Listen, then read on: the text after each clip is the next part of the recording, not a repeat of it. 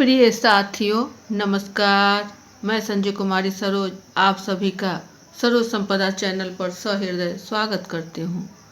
इस सेशन में हम सब यूजीसी नेट जेआरएफ 2025 की तैयारी के तहत पेपर 2 एजुकेशन टॉप क्वेश्चंस के रूप में प्रैक्टिस सेट हिंदी में previous year question important questions answer को सेशन के रूप में साझा करेंगे। सेशन पर नए हैं तो kindly support, like, comment, share करें जिससे एक दूसरे का हौसला अफजाई हो सके। ज़्यादा लेट न करते हुए प्रश्न की ओर चला जाए। प्रश्न हमारा है 73 पे, मैस्लो की मानवीय आवश्यकताओं के संबंध में प्रतिपादित की पदानुक्रम में आवश्यकता अधिगम का सही अनुक्रम कौन सा है? ए सुरक्षा की आवश्यकताएं, बी प्रेम व तदित्व की आवश्यकताएं, सी शरीर क्रियात्मक आवश्यकताएं, डी आत्मसिद्धि की आवश्यकताएं और ई है सम्मान की आवश्यकताएं। इसमें सही विकल्प का चयन करना है ABCD में कि पदानुक्रम में, हेरारकी मतलब स्टेप बाय स्टेप यहाँ आपको सजाना है अनुक्रम में कि अब्राहम मैस्लो की है देन अब्राहम मैस्लो साहब ने जो मांग सिद्धांत का प्रतिपादन किए, इसमें कोई भी मनुष्य जब अपने आप में किसी वस्तु की कमी या अभाव महसूस करता है तो वह उसे प्राप्त करने के लिए क्रियाशील हो जाता है, वह अभिप्रेरित हो जाता है। इसी अभिप्रेरित को मैस्लो महोदय ने पदानुक्रम के रूप में समाहित किया है। वो आपको स्टेप बाय स्टेप है, वह है नीचे से ऊपर की ओर, उसको कैसे कैसे ज़्यादा में है और कैसे कम में है उस संदर्भ में इसे बताया गया है।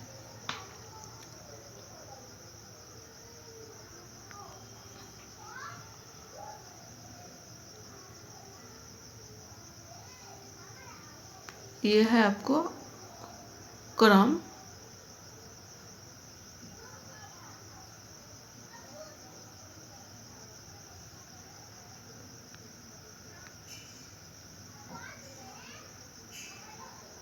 एक, दो, तीन, चार और ये है आपको 5 में है। तो सबसे पहले 1 नंबर पे है आपका, हमें सबसे पहले किसकी आवश्यकता होती है? तो शरीर क्रियात्मक आवश्यकता है। ये अब्राहम मैस्लो की आवश्यकता का सिद्धांत है या इसे मांग का सिद्धांत भी कहा जाता है। 1 नंबर पर है शरीर क्रियात्मक आवश्यकताएं। उसके बाद दूसरे नंबर पर आपको आता है सुरक्षा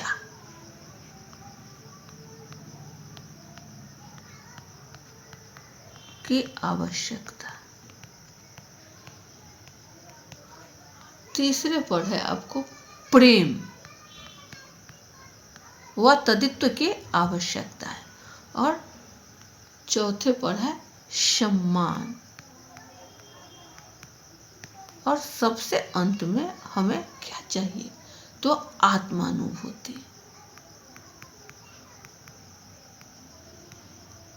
ये आपका मैस्लो साहब की हायरार्की है पदानुक्रम में कि आवश्यकता के सिद्धांत में जो है वह कहाँ से हो। तो शरीर क्रियात्मक, हमारा शरीर क्रियात्मक यहाँ है, सी से स्टार्ट है तो आपको ए कैंसिल, सी कैंसिल, सी के बाद आपका सुरक्षा की आवश्यकता, तो सुरक्षा की आवश्यकता ए में है, सी के बाद ए, तो बस हमारा सही आंसर क्या हो गया? ये हो गया हमारा ए। सी के बाद ए है तो यही होगा ए, ऑप्शन ए। बहुत महत्वपूर्ण प्रश्न है ये और बार बार ये पूछे जाते हैं। इससे एक प्रश्न, इसलिए इसको विशेष रूप से ध्यान देने की आवश्यकता है। सही विकल्प ये रहा मिलान। नेक्स्ट क्वेश्चन, 74 पे, एक अध्यापक यह पाता है कि उसके एक स्वनिर्मित परीक्षण हेतु प्राप्तांक के वितरण में सकारात्मक रूप में एक ओर धनात्मक झुकाव है। इस परीक्षण के क्लिष्टता स्तर के विषय में उसे क्या निष्कर्ष निकालना चाहिए? ए, परीक्षण का स्तर क्लिष्ट है, बी, परीक्षण का स्तर सरल है, सी, परीक्षण मध्यम क्लिष्ट स्तर का है और डी है परीक्षण मध्यम अन्य क्लिष्ट स्तर का है। इसमें सही विकल्प हमारा कौन सा हो जाएगा? तो जब प्राप्तांक के वितरण में सकारात्मक रूप में और धनात्मक झुकाव है, एक और धनात्मक झुकाव है वितरण का, ये जो है हमारा, और यहाँ पर मूल बिंदु से है, 0 से है, इधर आपका ऋणात्मक है और इधर आपको ऋणात्मक है। तो इसी को मतलब एनपीसी के अंतर्गत में जब हम ये करते हैं, परीक्षण करते हैं, तो स्वनिर्मित परीक्षण में जहाँ पदों की कठिनाई होती है, जहाँ पर स्तर उसका कठिन होता है, तो यह सरल माना जाता है। जहाँ कठिनाई हो वहाँ सरल माना जाता है, और जहाँ आसानी से निश्चितता के साथ तो वहाँ क्लिष्ट माना जाता है। तो यह पूछ रहा है कि क्लिष्टता स्तर के विषय उसे निष्कर्ष निकालना चाहिए। एक और धनात्मक झुकाव है, तो यहाँ परीक्षण का स्तर जो है धनात्मक झुकाव है। धन मतलब ये जो है आपको इधर की ओर है, धनात्मक झुकाव है, तो यह क्या हो जाएगा? आपको स्तर क्लिष्ट है। ऑप्शन ए की ओर है।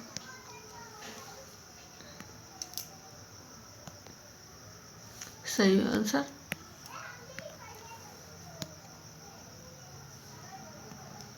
नेक्स्ट क्वेश्चन 75 पर है। मानव अधिगम संदर्भ के बारे में कार्ल रोजर्स द्वारा प्रतिपादित प्रविधियों को क्या शीर्षक दिया गया था? ए, स्वयं संयमन अधिगम, बी, आग्राही अधिगम, सी, आत्म प्रेरित अधिगम और डी है खोजपरक अधिगम। कौन सा हमारा हो जाएगा सही विकल्प? तो कार्ल रोजर्स महोदय ने भी मानवीय अस्तित्व के बहुत सारे प्रतिपादन उन्होंने किया और ढेर सारे उसका नाम भी रखा गया, तो वो है आपका आत्म प्रेरित अधिगम।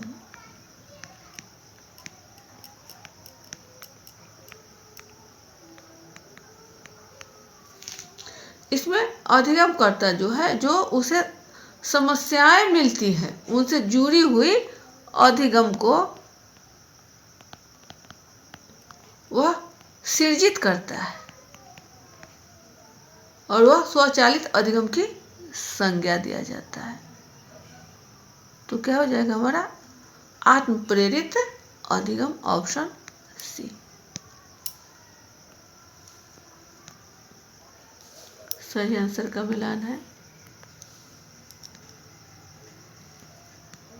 नेक्स्ट क्वेश्चन 76 पे है। निम्नलिखित में से किसने प्रवाह पर सन्निकटन सिद्धांत के माध्यम से व्यवहार रचना की अवधारणा को विकसित किया था? ए, थॉर्नडाइक, बी, वाटसन, सी, स्किनर और डी है पियाजे। तो यहाँ भी सन्निकटन सिद्धांत जो है यह आपका स्किनर महोदय का है। सन्निकट सिद्धांत, और इसमें मतलब जो प्रमुख है वह है आपका, एक में व्यवहार रचना, दूसरा है मंदन, तीसरा विलोप, चौथा सामान्यीकरण और पांचवा है आपका विभेद और छठा है यही श्रृंखलन। यह व्यवहार रचना जो है, व्यवहार रचना, इसके अंतर्गत ही पौर्वापर सन्निकटन, पौर्वापर सन्निकटन का प्रयोग कर नवीन व्यवहार की स्थापना की जाती है। तो हमारा सही विकल्प सी हो जाएगा, सन्निकटन। स्किनर का सही आंसर का मिलान है।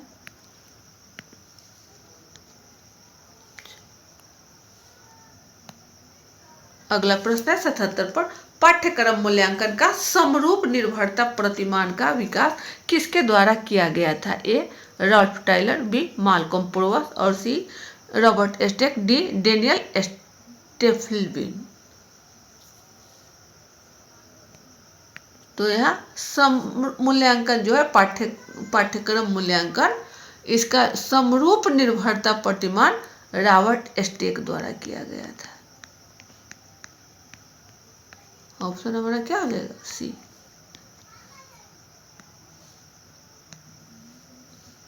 सही आंसर का मिलान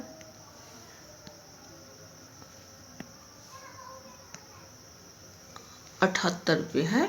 अधिगम के व्यवहारवादी सिद्धांत के प्रतिपादकों में से किसने संज्ञानात्मक और सर्वाधिक अवधारणाओं का समर्थन किया है? ए सी एल हल, बी ई एल थॉर्नडाइक, सी ई सी टॉलमैन और डी है जे बी वाटसन। व्यवहारवादी सिद्धांत यह जो है किसका है? तो यह है आपका टॉलमैन का है। इन्होंने ही व्यवहारवादी, और इस टॉलमैन जो है इसे संज्ञानवादी या इसे गेस्टाल्टवादी भी कहा जाता है। ये गेस्टाल्टवादी मनोवैज्ञानिक टॉलमैन व्यवहारवादी सिद्धांत के प्रतिपादक के रूप में भी जाने जाते हैं, और इन्होंने 4 विशेषताओं को उल्लेख विशेष रूप से किया। पहला में है आपका सर्वांगिक व्यवहार,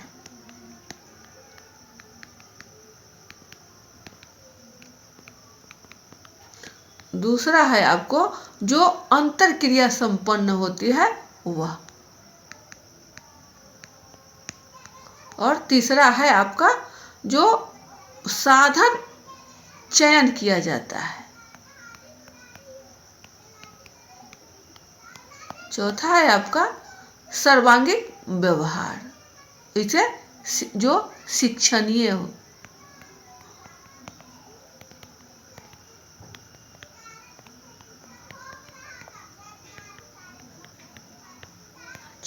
यह है आपका ऑप्शन क्या हो जाएगा? सी हो जाएगा, टॉलमैन।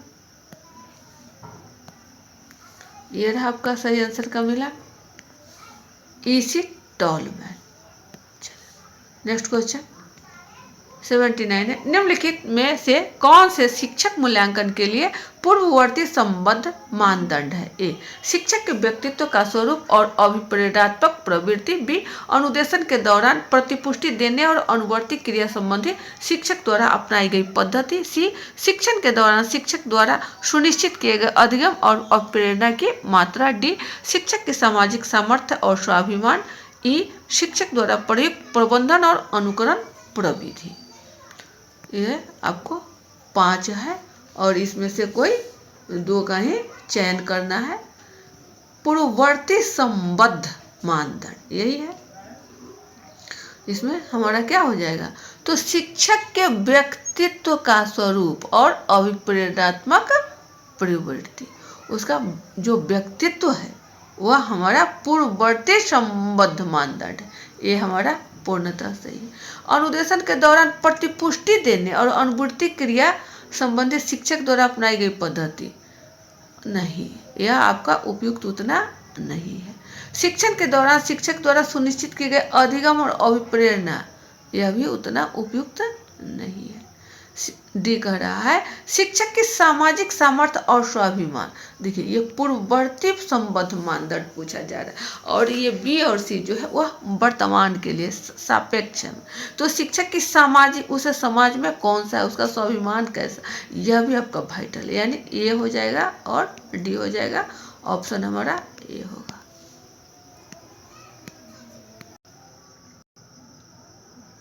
चलिए सही आंसर का मिलान देखा जाए, ये रहा ऑप्शन ए है। नेक्स्ट क्वेश्चन 80 पर, निम्नलिखित युक्त शिक्षा स्रोतों में से कौन सा भारतीय पहल की परिधि के तहत आता है? ए कोर्सेरा, बी एडसे, सी ई ज्ञान कोर्स और डी है ओपन एस्टेक्स। इसमें सही विकल्प हमारा क्या हो जाएगा? तो यहाँ पूछा जा रहा है कि कौन सी चीज जो भारतीय पहल के है, जो हमारे देश से संबंधित है, यहाँ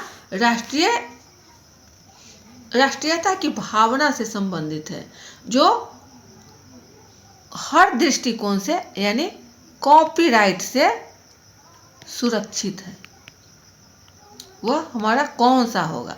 तो यह है आपका ई ज्ञान कोर्स। यह जो है आपको ई ज्ञान कोर्स एक पुस्तक है जिसमें विश्व भर के भिन्न भिन्न तरह की जो लर्निंग से संबंधित है वह आपको इसमें समाहित है। यह एक डिजिटल प्लेटफॉर्म है। यह राष्ट्रीय डिजिटल रिपोजिटरी है।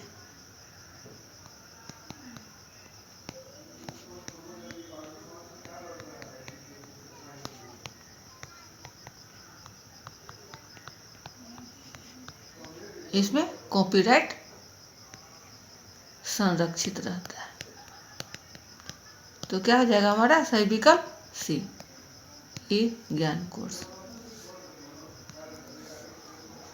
सही आंसर का मिलान है। चलिए नेक्स्ट क्वेश्चन है 81 की ओर।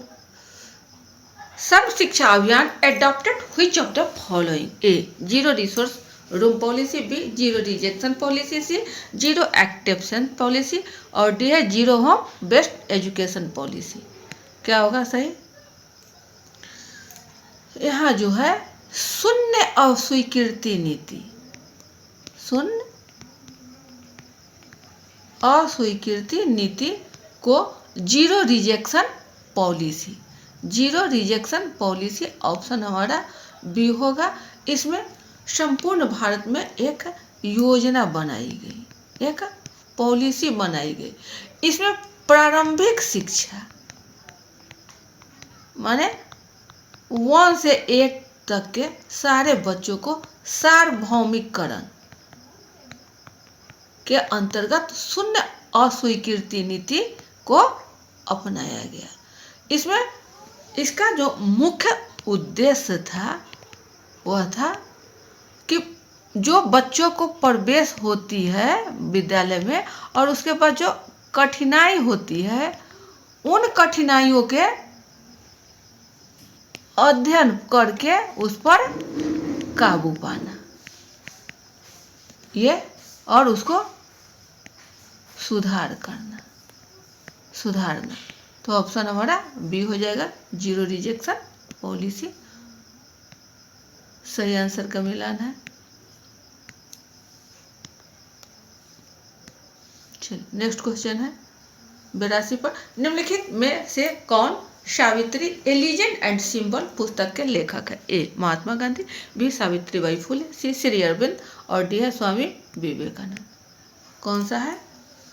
तो Savitri legend, A legend and symbol, यह जो है महर्षि अरविंद की है। महर्षि अरविंदो की यह पुस्तक है जो अंग्रेजी में महाकाव्य के नाम से जाना जाता है। यह जो है महाभारत कथा पर आधारित है। जब महर्षि अरविंदो की देहावसान हो गया तो उस समय इसमें 24,000 पंक्तियां थी। सही क्या हो जाएगा? सी श्री अरविंदो। सही आंसर का मिलान है। नेक्स्ट क्वेश्चन 83 की ओर। सूची 1 में दी गई दिव्यांगता का सूची 2 में उसके विवरण से में मिलान करें। सूची 1 में है दिव्यांगता और सूची 2 में है विवरण। ए डिस्प्रैक्सिया, बी डिसलेक्सिया और सी ADHD, डी डिसग्राफिया। इसको सही रूप में मिलाना है। यहाँ ध्यान दिया जाए कि सी में आपका आ रहा है ADHD, ए से अटेंशन अटेंशन डिजेबिलिटी से है। तो अटेंशन का मतलब है ध्यान। क्या है? ध्यान। तो यह ध्यान कहाँ चला जाएगा? सी हमारा एक की ओर जाएगा। सी हमारा एक की ओर जाएगा। अच्छा, ऑप्शन छूट रहा है ना। चले कोई बात नहीं है, लिख लिया जाएगा। ए हमारा क्या हो रहा है? A1 हो रहा है। बी को देखा जाए, A1 हमारा ए की ओर ही है, लेकिन और ऑप्शन छूट गया है, इसको भी देखा। डिसलेक्सिया, लेक्सिया यानी जहाँ रहे डिसलेक्सिया, तो इसका मतलब है कि वहाँ बोलने में कठिनाई है, भाषा में कठिनाई है। तो भाषा हमारा कहाँ मिल रहा है? डिसलेक्सिया। यहाँ आ रहा है आपका साक्षरता और भाषा संबंधी कौशल में विकास, यानी B2 हो जाएगा। A1 B2, C क्या हो जाएगा? C नहीं, C है आपका 1 में ADHD ना। चलिए, ये है आपका C1 और B2 यहाँ A कर दे रहे हैं। ये है आपका डिस्प्रैक्सिया। तो डिस्प्रैक्सिया का मतलब है कि जो चलने फिरने में जहाँ कठिनाई होती है, तो वह हमारा डिस्प्रैक्सिया यानी गतिक मोशन में है। ए का क्या हो जाएगा? 4 होगा। ए हमारा 4 है। तो यहाँ A4 हो गया, B हो गया, C हो गया, D बच गया आपका डिसग्राफिया। तो यहाँ सीधा सा है कि ग्राफिया यानी ग्राफ की बातें हो रही है कहीं ना कहीं। तो यह लेखन, इसमें संप्रेषण में गलत शब्द के प्रयोग के साथ जुड़ी लेखन में कठिनाई, यानी D क्या हो जाएगा हमारा? 3। यही है आपका सही आंसर। देख लिया जाए।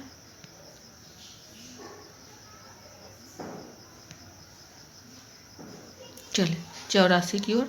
निम्नलिखित में से कौन सी कार्यक्रम सेवारत शिक्षा की गुणवत्ता में सुधार से संबंधित है? ए अध्यापक शिक्षा में आधारभूत पाठ्यक्रम, बी कौशल विकास कार्यक्रम, सी विशेष विषयों में शिक्षण शास्त्र संबंधी पाठ्यक्रम, डी पूर्व जिला प्रशिक्षण, ई प्रवीणता विकास हेतु सूक्ष्म अनुरूपण। 84 के ABCD में कौन सा हमारा हो जाएगा? गुणवत्ता में सुधार कह रहा है। कौन सी? तो सेवारत शिक्षा, यानी जब हम विद्यालय में सेवा कर रहे होते हैं उस स्थिति में है। तो इसमें क्या हो जाएगा? अध्यापक शिक्षा में आधारभूत पाठ्यक्रम, इसकी आवश्यकता नहीं है। आधारभूत पाठ्यक्रम यहाँ सेवारत शिक्षा की गुणवत्ता में, उसके गुण में, तो कौशल विकास कार्यक्रम यह आपका उपयुक्त है। विशेष विषयों में शिक्षण शास्त्र संबंधी पाठ्यक्रम, विशेष विषयों में चलेगा प्रविष्टि प्रशिक्षण, यह भी आपका ठीक है। ये आपका पाठ्यक्रम नहीं आएगा, ये पूर्व जिला न हो करके ये होगा आपको प्रविष्टि प्रशिक्षण। प्रशिक्षण प्रवेश वाले जो है वह प्रविष्टि, और प्रवीणता विकास हेतु सूक्ष्म माइक्रो, बिल्कुल सही है। हमें प्रवीण होने के लिए, यानी यह भी सही है। क्या हो जाएगा? B, D और E, ऑप्शन सी की ओर। ये आपका प्रविष्टि प्रशिक्षण। चलिए सही आंसर का मिलान देखा जाए, ये रहा आपका BDE। नेक्स्ट क्वेश्चन है 85 पर। क्रिएटिव कॉमन लाइसेंसिंग प्रयोगकर्ता को किन की अनुमति देती है? ए शैक्षिक संदर्भ का उपयोग करना, बी शैक्षिक विषय वस्तु का पुनर्मिश्रण, सी शैक्षिक विषय वस्तु को याद करना, डी शैक्षिक विषय वस्तु का पुनर्वितरण। क्रिएटिव कॉमन लाइसेंसिंग CCL इसको बोला जाता है। तो यह कौन कौन को देता है? तो शैक्षिक संदर्भ का उपयोग करना, ये आपका सही है। शैक्षिक विषय वस्तु का पुनर्मिश्रण, यह भी आपका सही है। और शैक्षिक विषय वस्तु को याद करना, यह आपका उपयुक्त नहीं है, यह हमारा नहीं है। तब क्या रह गया? शैक्षिक विषय वस्तु का पुनर्वितरण, ये सही है। ऑप्शन क्या हो जाएगा? ए, बी और डी, सी की ओर है।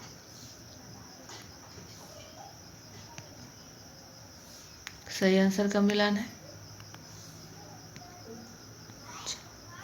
नेक्स्ट क्वेश्चन 86 पर, प्रतिदर्श चयन को निम्नांकित विधियों में कौन सी संभाव्यता पर आधारित है? ए, गुच्छ प्रतिदर्श प्रतिचयन, बी, आनुपातिक प्रतिदर्श प्रतिचयन, अच्छा यह बी होगा, ए, बी, सी, डी और ई। सी व्यवस्थित प्रतिदर्श प्रतिचयन, सी व्यूहात्मक प्रतिदर्श प्रतिचयन और ई है अस्तरित प्रतिदर्श प्रतिचयन। यही हमारा है। तो इसमें कौन सा हमारा सही होगा? जो कह रहा है कि प्रतिदर्श चयन को संभाव्यता पर आधारित है, यानी कहीं ना कहीं हमें प्रोबेबिलिटी की बातें पूछा जा रहा है कि प्रोबेबिलिटी किस किस में है। Random probability, sample random probability, ये हमारा कौन कौन सा है? तो प्रतिदर्श चयन विधि में जो मुख्य रूप से है वो हमारा मुख्यतः 4 है। वो हमारा मुख्यतः 4 है। पहला है आपका गुच्छ, दूसरा है व्यवस्थित, तीसरा है अस्तरित और चौथा है आपका यादृच्छिक प्रतिदर्श।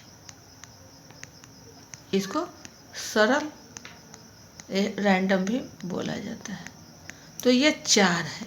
यही 4 हमारा संभाव्यता पर आधारित है। बाद बाकी जो हमको मिल रहा है वह सब जो है असंभाव्य में है, वह असंभव। तो हमें कोई 3 का ही चयन करना है। गुच्छ हमारा हो गया, गुच्छ यहाँ है तो यानी ए है। ए जब है तो डी कैंसिल, बी कैंसिल, ठीक है। अब उसको मिलाना है आनुपातिक, ये हमारा नहीं है, व्यवस्थित है, यानी ए है और बी होगा, ए और बी होगा ना, बी नहीं होगा, ए और सी होगा, ए के बाद सी, तो ए के बाद सी और अस्तरित है यहाँ, अस्तरित ए सी ए आ जाएगा आपका, ए सी ई ऑप्शन बी की ओर हो जाएगा। देखा जाए सही आंसर का मिला, ये रहा। चलिए नेक्स्ट क्वेश्चन। अब है नहीं, बस वीडियो ज़्यादा लंबा न बने इसलिए सेशन यहीं बाइंड अप किया जाता है। अगले सेशन में पुनः हम सब अच्छे अच्छे प्रश्नों को लेकर उपस्थित होंगे। तब तक के लिए आप सेशन पर नए हैं तो काइंडली इसे सपोर्ट, लाइक, कमेंट, शेयर करें जिससे एक दूसरे का हौसला हो सके। वीडियो वॉचिंग करने के लिए थैंक यू।